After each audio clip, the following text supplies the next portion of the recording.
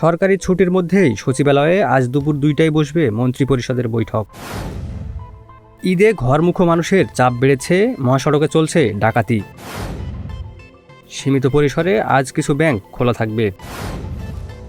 ১ বছরে রোহিঙ্গা বেড়েছে আরও ১,৮০,০০০। বাগদাদে মার্কিন দূতাবাসে ড্রোন হামলা।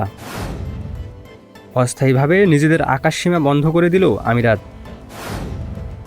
পাকিস্তানের হামলায় কাবুলে ৪০০ জন নিহত বলে দাবি করেছে তালেবান।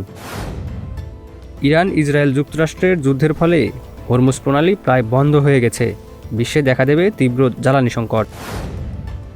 বাংলাদেশে প্রথম দ্বিপাক্ষিক সিরিজ খেলতে আসছে শ্রীলঙ্কার নারী দল।